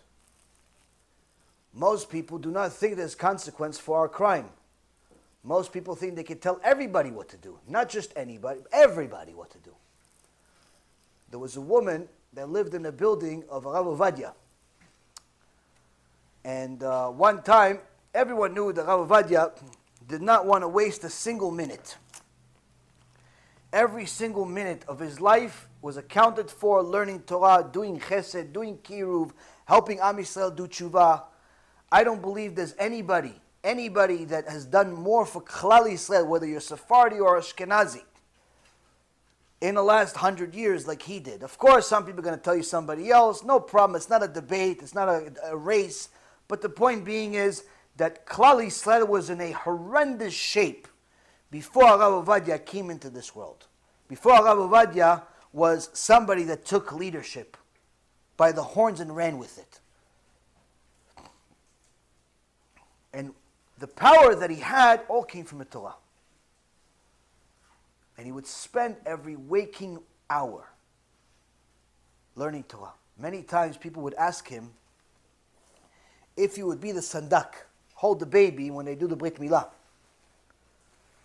And he would agree because it meant a lot to them, but under the condition of no party, no waiting for music, this, that. Just tell me exactly the minute to come, hold the baby, Brit Milah, I'm leaving. The whole thing, 2 minutes. Don't wait for me a whole line, 5 hours, people one after another asking for blessings, the music, no. 2 minutes, comes down from his house, comes to the shul, comes down from the house, give me the baby, Brit Milah, finished. No problem. You want to have Gdol Ador. You want to have the Moshe Rabbeinu of the generation. Hold your baby where you have Brit Milah. It's a big bracha. He gives them a blessing. Alvay Aleinu to have such a thing. But it has conditions. Why? Because I want to go study Torah. That's my baby. I want to go study Torah. I'll hold your baby. Because I also care about him and I care about you. But I want to go study Torah because that's my baby. So when you have somebody calculate their time like that, chas v'shalom, you waste it. This foolish woman that lived in his building, it's a famous story. Witnesses saw this. It's actually even written in kids' books, in children's book. They were having a board meeting in the building about something that had to do with the building. And it was known, Rabbi Ovadia is not going to come to these meetings. He's had much more important things to do than board meetings. But she made a stink about it. She says, no, we cannot have the meeting of the board to decide something really critical unless all the tenants, unless all of the people that own a house here in this building attend. So everybody looks around, they see everybody's here. Everyone knows Rabbi Ovadia is not coming. It's not even a question. He's the biggest rabbi in the world, you foolish lady. You're not actually expecting him to come, are you? She goes, nope. The tenant, he's not here. Rabbi Ovadia has to come. I'm not starting the meeting until he comes. Hashem yirachem, what embarrassment this caused. But word got to Rabbi Ovadia, and he got up from his learning and went to the board meeting. And he sat there and he listened to them. To the nonsense that they talk about. Board meetings of buildings, by the way, are the biggest waste of life in history, just so you know. It's ego central, idea central, and a lot of other things I don't even want to mention. It's a nightmare of nightmares. But anyway, I was privy to a few of them. I regret every single one. It's one of the regrets of my life. If Hashem has to reincarnate me, just make sure I don't come as someone that owns any buildings or anything, that I don't have any board meetings. Hashem yirachem. So now Rabotai, Rabbi Ovadia is sitting over there, The board meeting starts. The board meeting finishes. Everybody gets up. Kvod Rav gets up. And everyone walks away. But as the Rav leaves, everyone walks and they wait for the woman to come. And she can't move. I said, no, come on, let's go. She goes, I can't move. She goes, what do you mean you can't move? She goes, I can't move. I don't have any feelings on my legs. I don't have feelings on my body. I can't move. And there's witnesses there watching this woman. He's like, what do you mean you can't move? She goes, I can't move. She starts crying, hysterical. I don't know what's going on. I don't know what's happening. Everyone in a second understood what's going on. You just wasted the time of the biggest Rav in the world, the biggest Talmid Chacham in the world, to come to your stupid board meeting to talk about plumbing? That's what you want to waste his time with?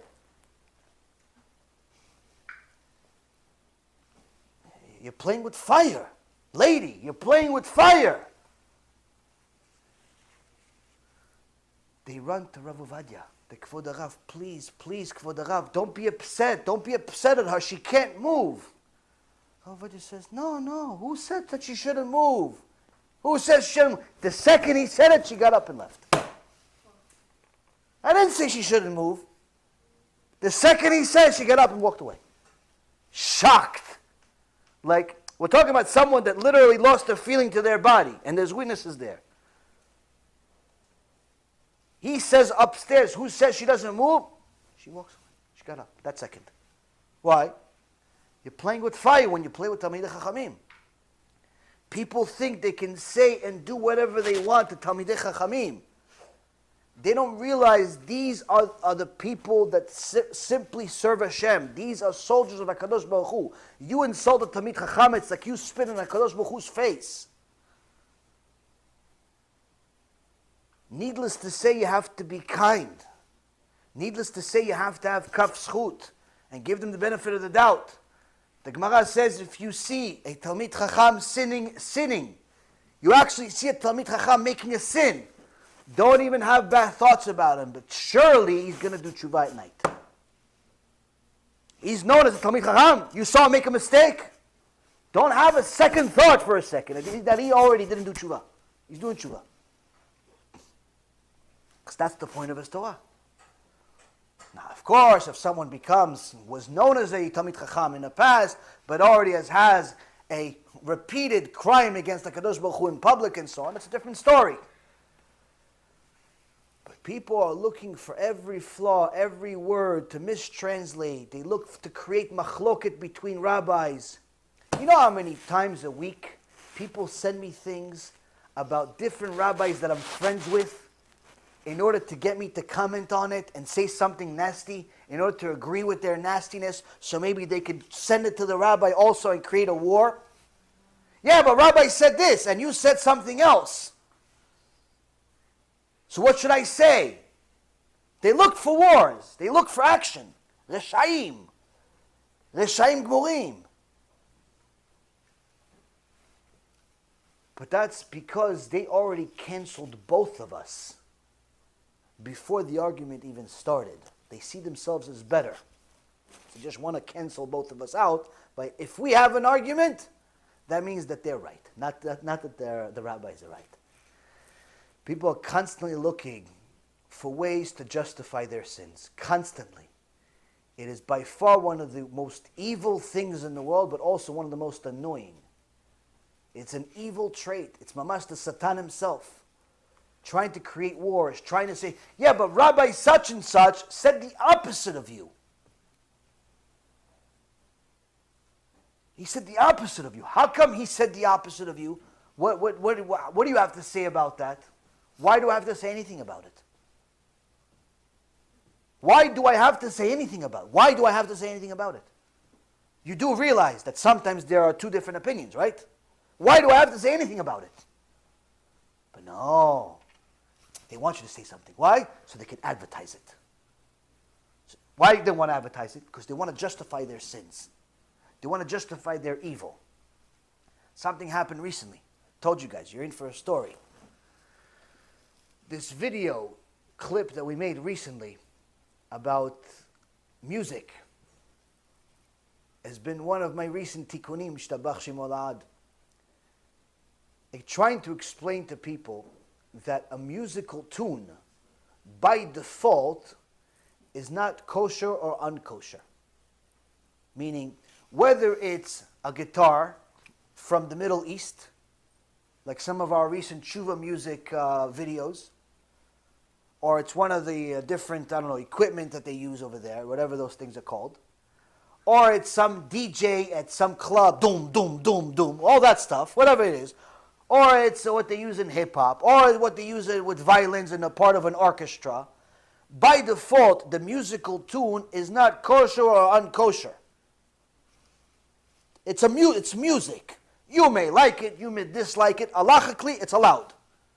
Whatever it is. The words, the behavior, the things that are connected to it, that will determine halachically if it stays kosher or not. Meaning, if you use whatever music you want, something from the Middle East, from the times of Farid al-Atrash, the Arab that a lot of our prayers are used today, are from the tunes of Arabs. It's not really, that's how it was initially, but a lot of the tunes we pray in Sephardi shuls and so on, come from Arabic songs. It's not the prayer itself comes from Arabs, it's that the tune, how we pray it. Shalom, all that stuff, comes from different tunes that came from Arabs. So the tune itself was for a different song, completely nonsense song, but we used the tune, we used the music to make it something good. There's no problem with that. There's no problem with using this tune. It's not the words from the Arabs. It's not the words of idolatry. It's the tune. It's the musical notes. That by itself, there's no way to make, there's nothing to say. Whether you like it or not, that's your problem. No one cares if you like it or not. Halachically, it doesn't make a difference if you like it or not.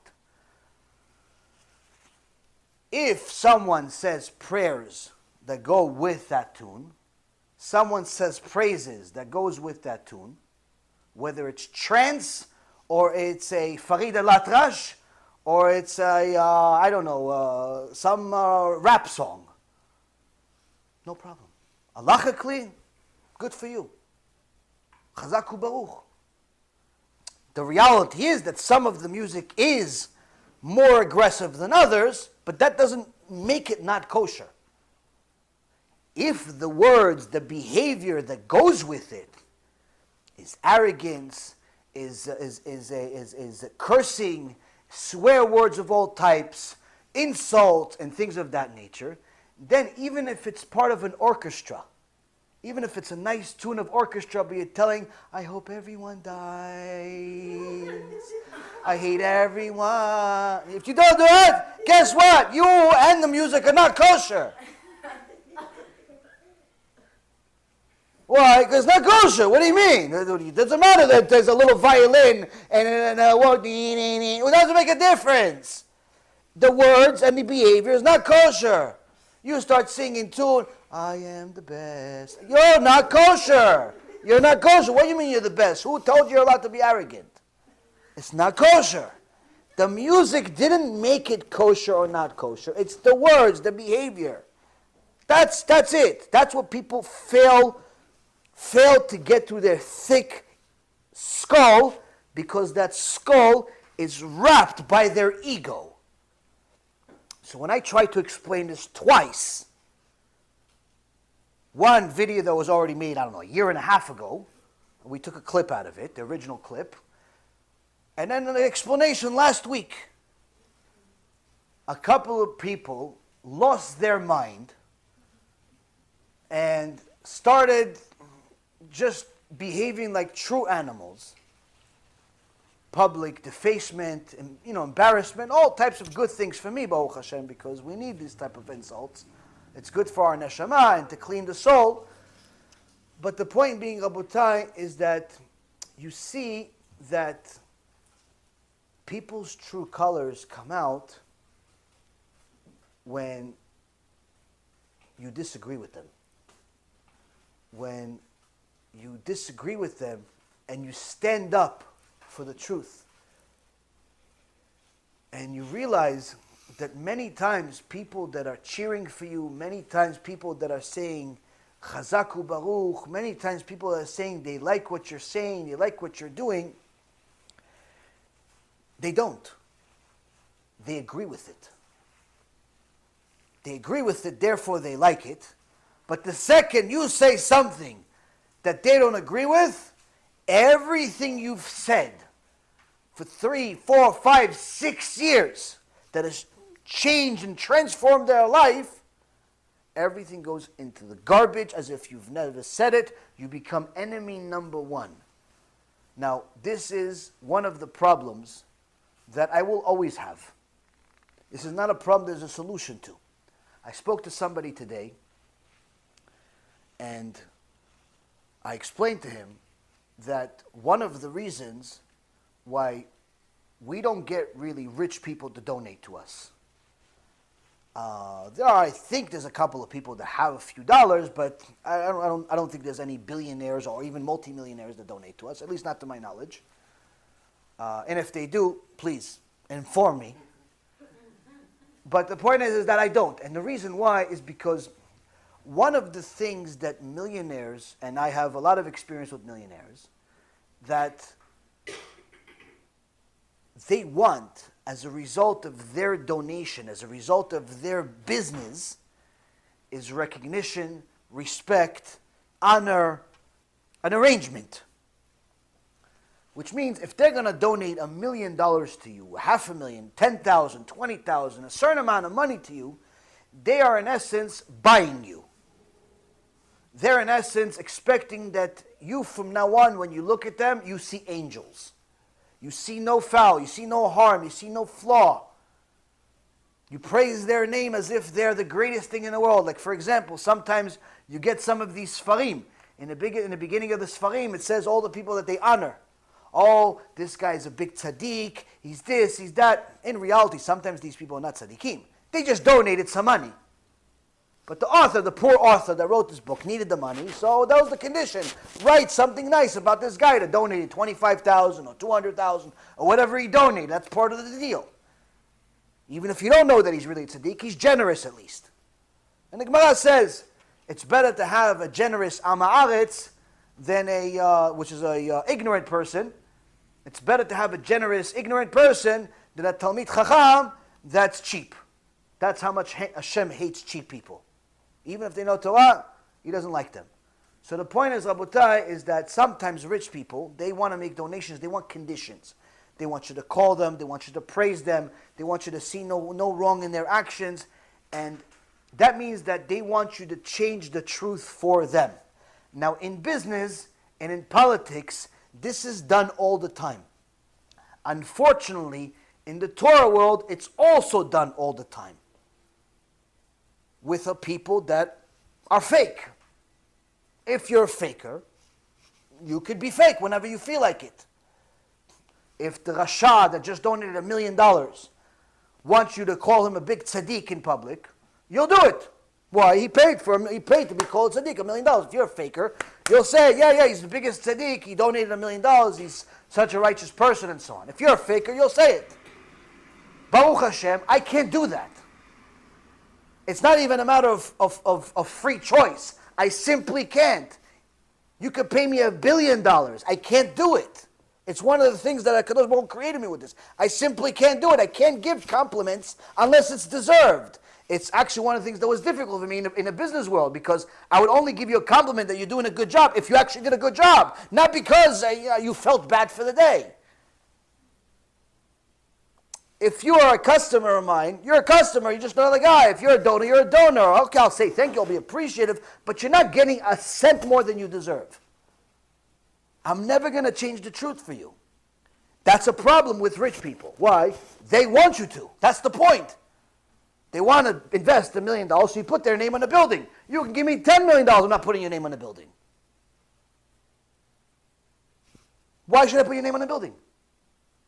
For what? So every single time that people come in, they're going to look at your name? If I hate you, I'll do that. If I hate you, I'll do that. Why? Because that means that all of the merits for your donation will be spent in this world. Why should I do that to you? I want you to deserve the merits when you get to Shemayim. You get to Olam Haba, you get something for it. Not a bunch of people saying Chazaku Baruch, your building was donated. Who cares you're building what people say? It matters what Hashem says. But that's the problem. Rich people sometimes don't think like this. They want the name on the building now. They want the call now. They want you to tell them they're right now. And that's a problem. So, when I said what I said in the original video, and some people that donate a few dollars rejected it. And I said that music is not, it's based on what the words are and not the tune. And I said that Nissim Black, he says the right words, he praises Hashem. It doesn't matter that his music, the beats are hip-hop or rap or whatever they are. The point is his words, his behavior is kosher. So a few racist people, I have to actually make sure that you guys know it has to do with more with race and ego than anything else. A few racist people, a few people that simply are just haters of everyone, including themselves, hated this. How could it be that he is kosher? No way. He's this, he's that. He's what? Why? What do you have to say?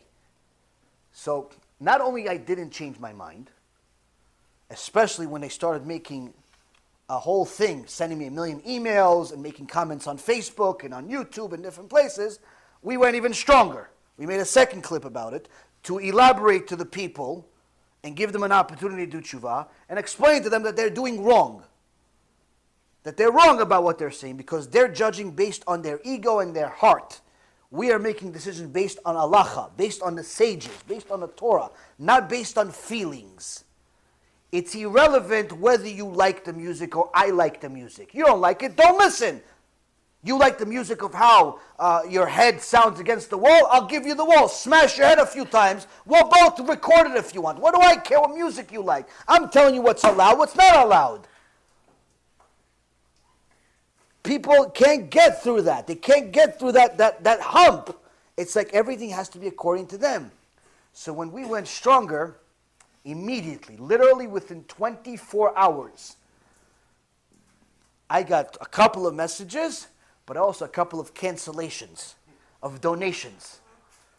So far this clip has already cost, I don't know, maybe a few dollars, $5,000, $10,000, whatever it is, so far, Baruch Hashem. Now, if we're a big organization, millions of dollars, this wouldn't really be a big deal as far as money.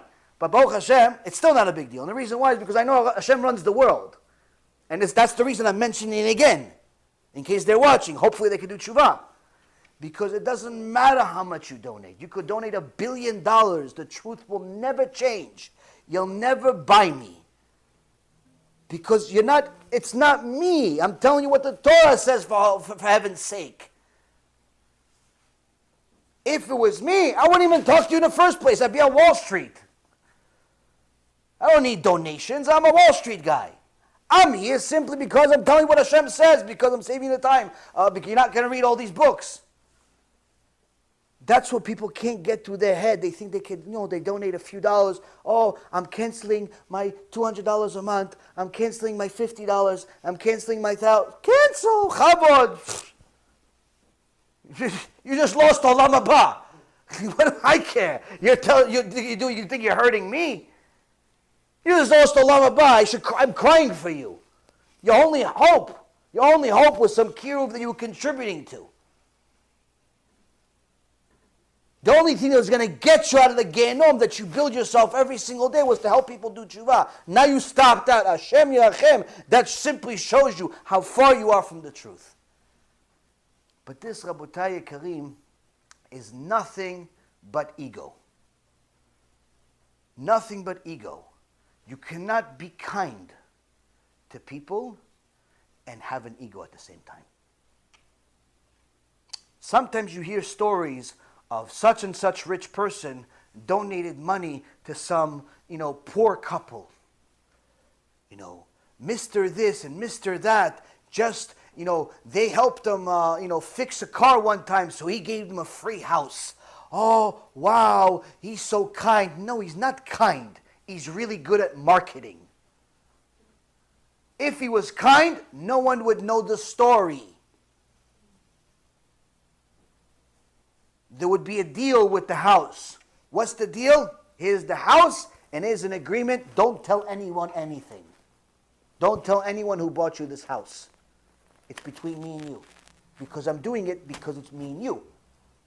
But once everybody finds out that this guy or that guy bought the poor people the house, all it is marketing. Marketing his name. He looks better, better image. More people do business with him. More people invest with him. More people do this with him and that with him. Guess what? That $500,000 investment, he makes it 20-fold. 20-fold he makes.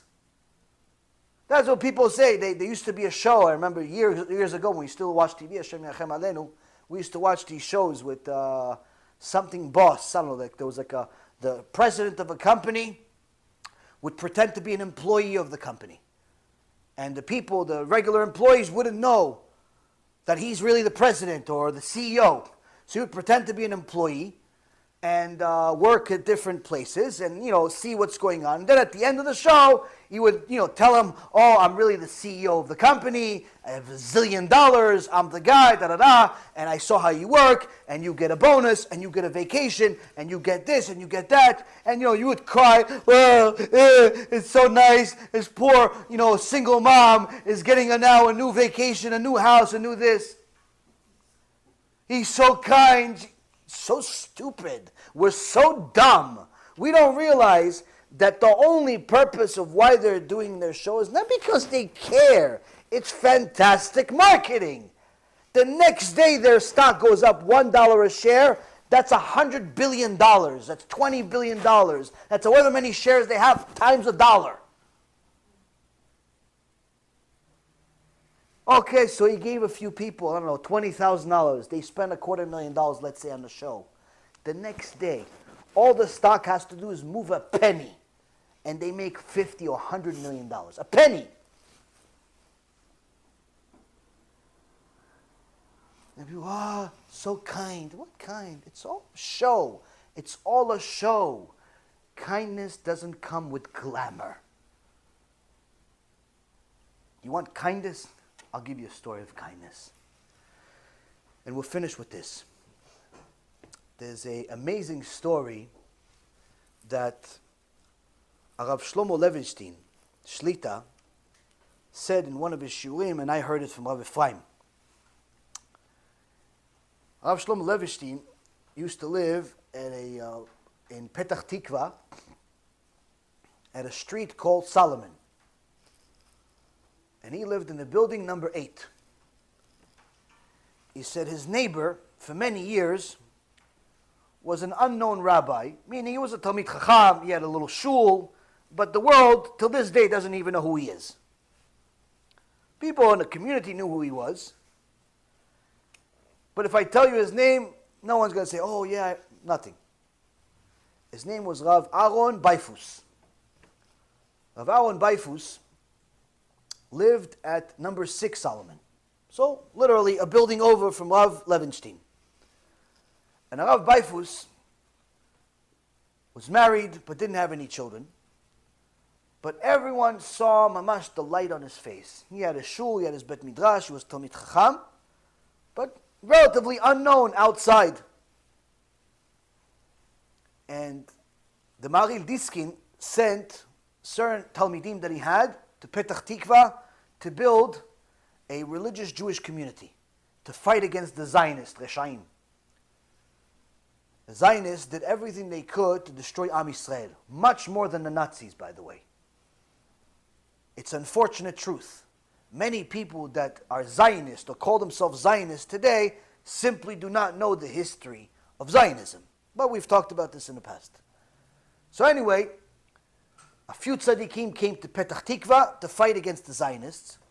But the fight means both sides fight. So Rav Reuven was one of those people that was there for many, many years. He was a big tzaddik, Talmid Chacham. You'd see him, you see his Hamash had light on his face. Certain people, you look at them, it's like you see the Shekhinah, beautiful people. Righteous people, never heard a scream from his house, never heard any shlom bayit problems, never heard any issues. Baruch Hashem, everybody could say this is mamash, malach Hashem. Now as he got older, Rav Reuven started losing it a little bit, as sometimes happens to people as they get older. And once in a while, he would say something off. Like a word would come out, didn't make any sense. You know, he'd say something, and something just came as a blab. You just don't understand what he said. It happens as you get older, Hashem Yachem. Now, during his last day, his nephews were around him, and they saw that he's sick, and they called Atzala.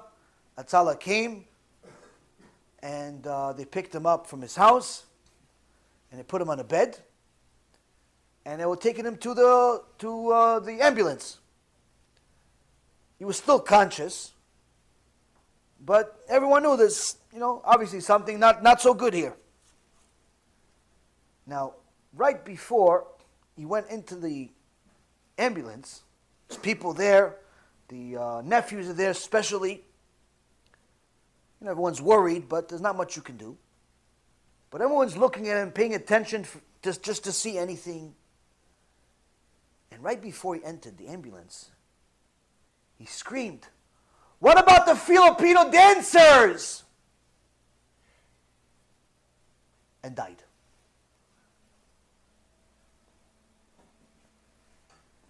Now the nephews, these old tzaddikim, Yirei Shamayim, Talmidei Yeshiva, Kolel, they wanted to simply bury themselves in the ground.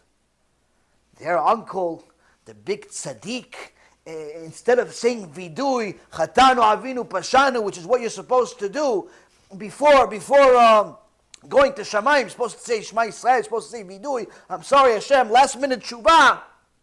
What's this guy doing? What about the Filipino dancers and the tickets?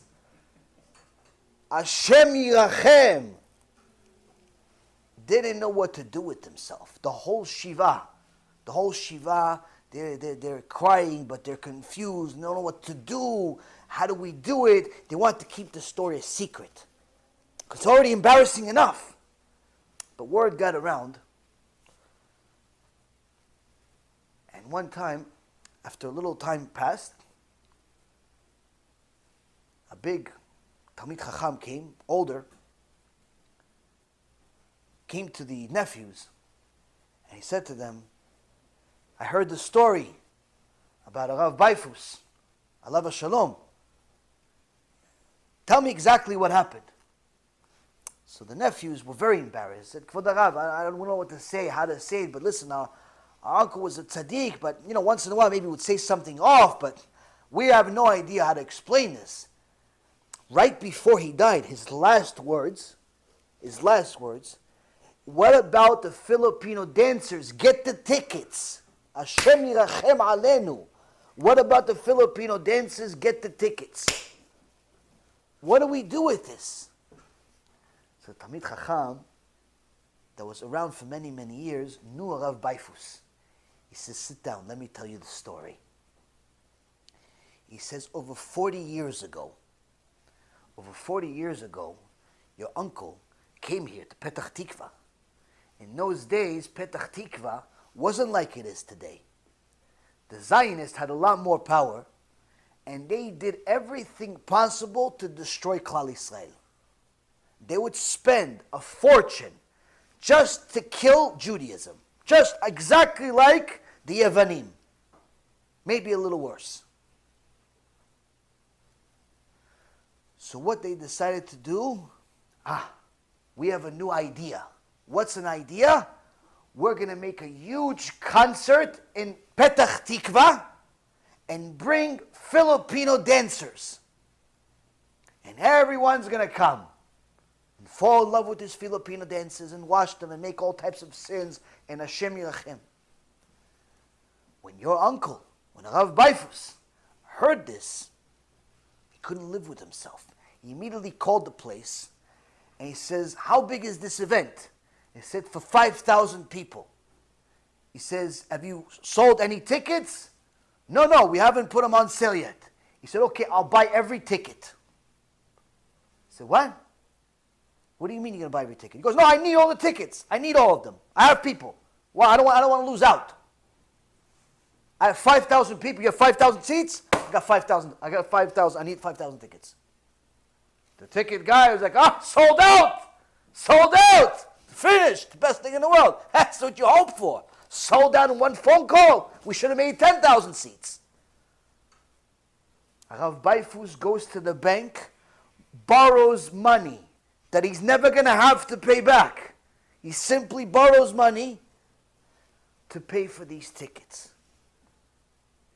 Buys all the tickets, takes them to his house. The show happens, and the Filipino are dancing to themselves. No one's there. Now, after the show is finished, and this sakana, this disaster is out of the way, good. But you still got a loan of that's hundreds of thousands of dollars. How are you going to pay for this? You still got to pay for it now. It's okay, you did a good deed, chazaku baruch, you still got to pay for it now. Where are you going to get this money? From your $400 a month that you get from the kollel? Where are you going to get it from? So Rav Baifus came to a few family members, said, please help me out. I took on this big mitzvah to protect Am Yisrael from sinning in this concert. Help me out a little bit maybe. They laughed at him. His family laughed at him. Goes, what are you doing? What are you, crazy? Why'd you do that? So what? What, you canceled the concert for 3 hours? So for 3 hours they didn't sin, so they'll sin on the 4th hour on their own. Or they'll make another concert. What's the point? Why'd you do that? You put yourself in a hole. No, we're not going to pay for it. So not only they didn't help him, but they made fun of him. Rav Baifus goes to the Gedol Hador, Stipler Gaon. He goes to the Stipler Gaon, he tells him exactly what he did. He says, Kvod Harav, I just need to know. Did I do good or no? The Stipler says, not only you did good, but you now have 5,000 tickets to Olam Haba. You take those tickets with you to Olam Haba. You have nothing to worry about. So the Talmid Chacham tells the nephews, that's what your uncle was saying. Why? He was already seeing the next world. Last minute, you already see what's going on. He was telling Shemaim, bring the tickets, the 5,000 tickets with the Filipino dancers. Why? That's my entrance to Olam Haba. That's kindness. Be'ezrat Hashem, we try to do the same. Baruch Adonai Leolam, Amen ve'amen.